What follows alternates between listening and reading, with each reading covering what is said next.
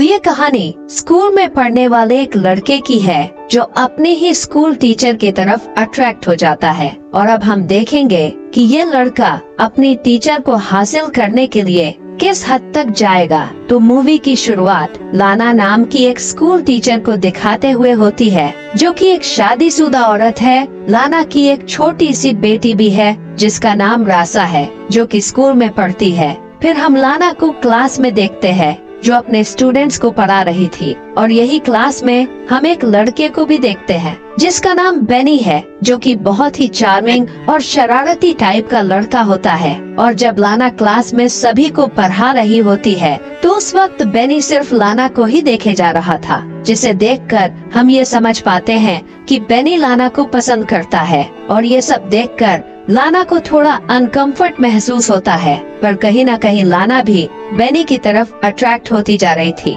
फिर स्कूल के बाद लाना अपनी बेटी को लेने के लिए उसके स्कूल जाती है, पर तभी वो देखती है कि बेनी अपने डॉग के साथ खेल रहा होता है और लाना भी उसी को घूरे जा रही थी, जिससे हम ये समझ पाते हैं कि लाना तो बेनी से बहुत बुरी तरह अट्रैक्ट होती जा रही है। फिर अगले दिन लाना अपने सभी स्टूडेंट्स को वर्चुअल क्लास में पढ़ा रही होती है। तभी वो नोटिस करती है कि दो लड़कियां क्लास के बीच में मोबाइल चलाते हुए हंस रही है। लाना उन्हें बुलाकर उनका मोबाइल दे लेती है और कहती है कि क्लास के बाद तुम अपना मोबाइल दे सकती हो, लेकिन वो लड़की लाना को बिच बोल देती है, जिसे लाना सुन लेती है और उससे पूछती है कि तुमने मुझे गाली क्यों दिया। पर वो लड़की लाना से काफी बदतमीजी से बात करती है, जिससे लाना उस लड़की को क्लास से बाहर निकाल देती है। और इस बीच बेनी भी उस लड़की के इस बदतमीजी को नोटिस कर रहा था। वर्चुअल क्लास खत्म होने के बाद बेनी उस लड़की के पास जाता है और उस लड़की को काफी परेशान करता है, और ये सब कुछ लाना भी देख रही होती है। इसके बाद हम देखते हैं कि लाना क्लास में अपने सभी स्टूडेंट को टेस्ट पेपर बांटती है और वही बैठकर अपना काम करने लगती है। तभी वो ये नोटिस करती है कि बेनी अपने टेस्ट पेपर में लिखने के बजाय उसे ही ताड़ रहा है, पर लाना उसे इग्नोर करते हुए अपना काम करने लगती है। अब लाना बेनी के इस बिहेवियर के बारे में एक दूसरी टीचर को बताती है, पर दूसरी टीचर उसे ये कहती है कि बेनी अभी इस स्कूल में नया है, इसीलिए तुम्हें ऐसा लग रहा है कि उसका बिहेवियर थोड़ा अलग है। मुझे तो वो बिल्कुल नॉर्मल लड़का लगता है। दूसरी टीचर की ये बात सुनकर लाना समझ जाती है कि बेनी उसे चाहने लगा है, और लाना उस दूसरी टीचर को ये कहती है कि शायद वो ही बेनी के बारे में ज्यादा सोच रही है। अगले दिन क्लास के बाद लाना बेनी को कहती है कि मुझे तुमसे कुछ जरूरी बात करनी है, और वो उसे एक क्लासरूम में लेकर चली जाती है, जहाँ पर लाना उससे ये सवाल करती है कि क्या मैं जान सकती हूँ कि तुम्हारी स्कूल की स्टडी कैसी चल रही है। पर बेनी लाना से ही ये सवाल पूछता है कि मैम आपको मुझसे क्या चाहिए, लेकिन लाना उससे ये कहती है कि देखो बेनी, तुम मेरे एक स्टूडेंट हो, इसलिए मुझे तुम्हारी फिक्र है। और लाना उसे ये भी कहती है कि तुम्हें उस दिन अपनी क्लासमेट को उस तरह से परेशान नहीं करना चाहिए था। पर बेनी से बात करते करते लाना उसके घुटने पर हाथ रख देती है, और वो बेनी से ये भी प्रॉमिस करती है कि बेनी, अगर तुम्हें अपनी स्टडीज में किसी भी तरह की मदद चाहिए तो तुम मुझसे कह सकते हो, मैं तुम्हारी हेल्प जरूर करूंगी। लेकिन अपना ठरकी बेनी लाना की सारी बातों को इग्नोर करते हुए उसके हाथों को देखकर मुस्कुरा रहा होता है। तभी लाना अपना हाथ उसके घुटने से हटा लेती है। फिर बेनी उससे कहता है कि मैम, मुझे नहीं लगता कि आप मेरी हेल्प करना चाहती हो। जिस पर लाना कहती है कि सुनो बेनी, हर स्टूडेंट्स की तरह मुझे तुम्हारी भी फिक्र है। पिछले टेस्ट में तुम्हारे ग्रेड बहुत ही कम आए थे, और अगर ऐसा ही चलता रहा तो तुम फेल हो जाओगे। लाना की ये बातें सुनकर बेनी हंसने लगता है और उससे पूछता है कि मैम, आप इन फालतू की बातों को छोड़िए और मुझे सच सच बताइए कि आपको मुझसे क्या चाहिए। ये सुनकर लाना हमेशा की तरह घबरा जाती है और वहाँ से स्टाफ मीटिंग का बहाना बनाकर चली जाती है। अगली सुबह लाना जॉगिंग के लिए जाती है और वो थोड़ा रेस्ट लेने के लिए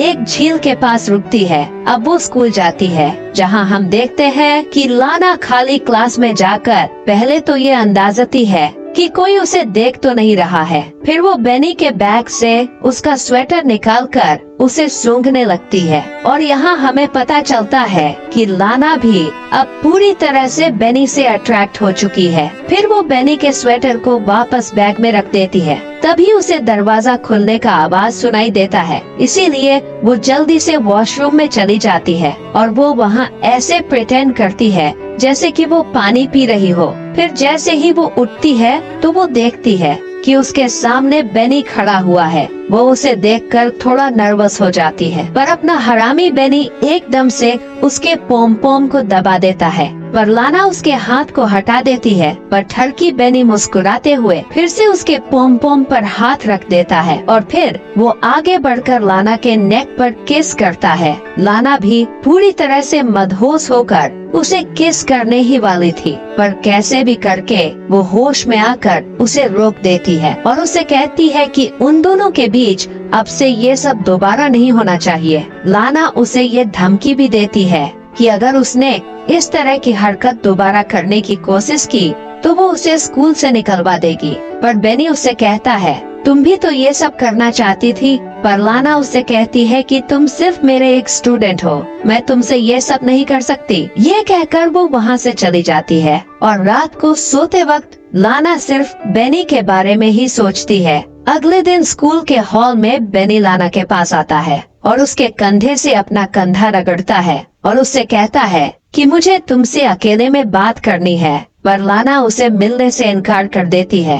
पर बेनी के जोर डालने पर लाना उसे स्कूल के खाली जगह पर लेकर जाती है और उसे समझाती है कि देखो बेनी, कल जो हमारे बीच हुआ वो एक भूल थी। तुम मेरे सिर्फ एक स्टूडेंट हो, मैं तुमसे अफेयर नहीं चला सकती। और वो वहाँ से चली जाती है और बेनी लाना की बातों को सुनते ही रह जाता है। फिर स्कूल के बाद जब लाना पार्किंग में अपने कार के पास जाती है तो वो देखती है कि उसके कार को किसी ने डैमेज कर दिया है। लाना आसपास देखती है पर उसे वहाँ कोई भी नहीं दिखता है। वो समझ जाती है कि शायद बेनी ने ही ये सब किया होगा और फिर वो अपनी बेटी को उसके स्कूल से लेके घर की ओर चली जाती है। और अगले दिन जब लाना घर पर गार्डनिंग कर रही थी तो उसका पति वहाँ आता है और उससे पूछता है कि लाना, हमारे कार का साइड मिरर टूटा हुआ है और उस पर स्क्रैचेस भी हैं। क्या तुम मुझे बता सकती हो कि ये सब कैसे हुआ? तो लाना ये बहाना बनाकर कहती है कि घर लौटते वक्त उसकी टक्कर एक लैंप पोस्ट से हो गई थी। लाना अपने पति से बेनी वाली बात शेयर नहीं करती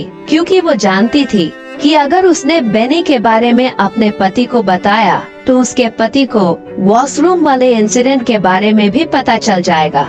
अगले दिन लाना क्लास में अपने सभी स्टूडेंट को टेस्ट पेपर्स देती है और उनसे कहती है कि आप सभी अपने अपने इंटर्नशिप के लिए लेटर लिखो, जिसमें आपको ये लिखना है कि आप लोगों को किसी भी कंपनी में कौन से स्तर का काम करना है। साथ ही वो ये कहती है कि अगर आप लोगों को कोई भी डाउट हो तो आप मुझसे पूछ सकते हो।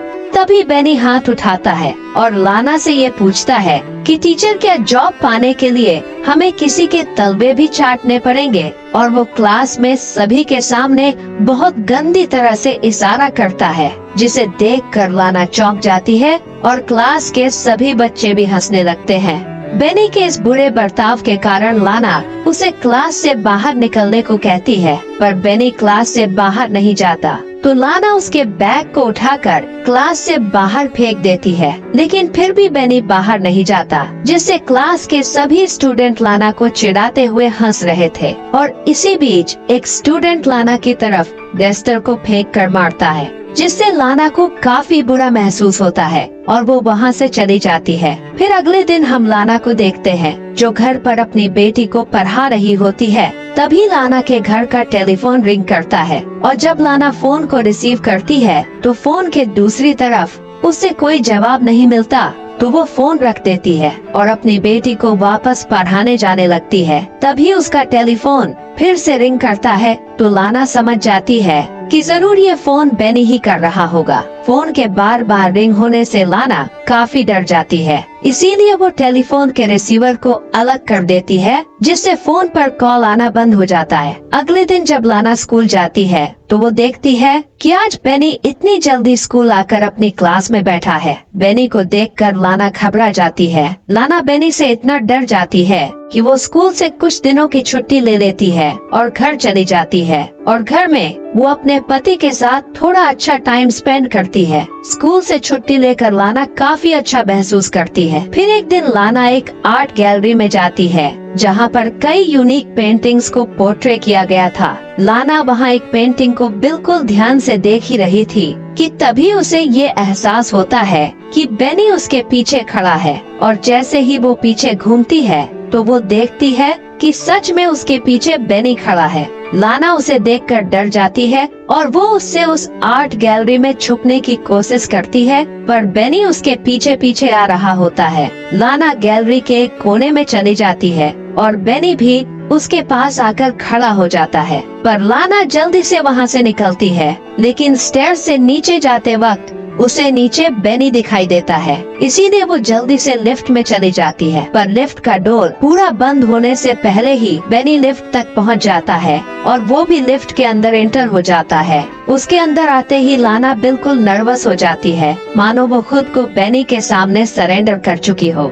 बेनी अपनी फिंगर को लाना के जुल्फों पर फेरते हुए उसके पॉम पॉम को दबाता है। लाना भी पूरी तरह से मदहोश होकर बेनी को किस करने के लिए आगे बढ़ती है और फिर ये दोनों लिफ्ट पर ही अपना रंगारंग प्रोग्राम मचाते हैं। पर घर जाने के बाद उसे इस बात का रिग्रेट होता है कि उसकी एक हंसती खेलती फैमिली है जिसे वो बेनी की वजह से खोना नहीं चाहेगी। इसीलिए वो ये फैसला लेती है कि उसे कैसे भी करके बेनी नाम के आफत से अपना पीछा छुड़ाना ही होगा। अगले दिन लाना स्कूल जाती है और छिपते हुए स्कूल के मेन ऑफिस में जाकर बच्चों के एग्जाम पेपर्स को चुरा लेती है, और जब सारे स्टूडेंट लंच करने के लिए कैंटीन में चले जाते हैं तो लाना उन चुराए हुए एग्जाम पेपर्स को बेनी के जैकेट में रख देती है, जिनको चुराने के जुर्म में बेनी फंस जाए। और अगले दिन ऐसा होता भी है, बेनी को एग्जाम के पेपर्स को चुराने के जुर्म में स्कूल से निकाल दिया जाता है।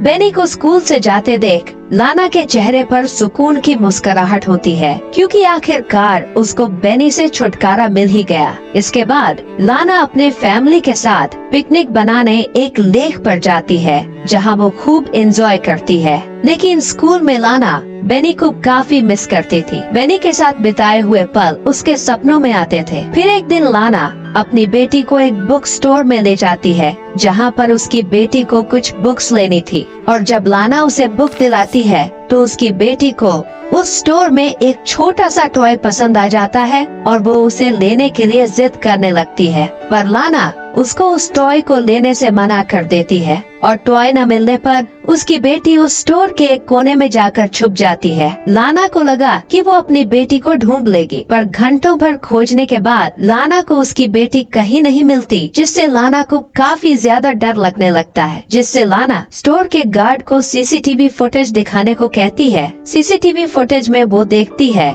कि उस स्टोर में बेनी उन दोनों का पीछा कर रहा था।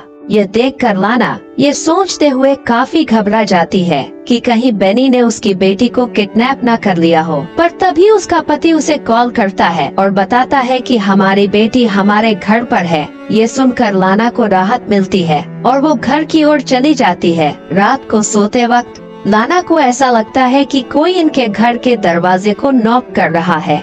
वो दरवाजे के पास जाकर चिल्लाती है तो वो नॉक करने की आवाज शांत हो जाती है। फिर वो दरवाजे को बंद करते हुए ये इमेजिन करती है कि वो और बेनी एक साथ इंटीमेट हो रहे हैं। लाना की रातों की नींद उड़ चुकी थी। बेनी रात दिन उसके दिमाग में घूमता रहता था। फिर हम देखते हैं कि लाना अपनी कार को ड्राइव करते हुए बेनी के घर के पास पहुंचती है। वो अपनी कार बेनी के घर से थोड़ी दूर पार्क करती है और शांति से बेनी का इंतजार करती है, और जैसे ही वो बेनी को स्कूटर से जाते हुए देखती है तो वो उसके पीछे जाती है, और जब ये दोनों एक सुनसान सड़क पर पहुंचते हैं तो लाना अपने कार से बेनी की स्कूटर को एक जोरदार टक्कर मारती है, जिस टक्कर से बेनी की मौत हो जाती है। और ये कहानी यहीं पर खत्म हो जाती है।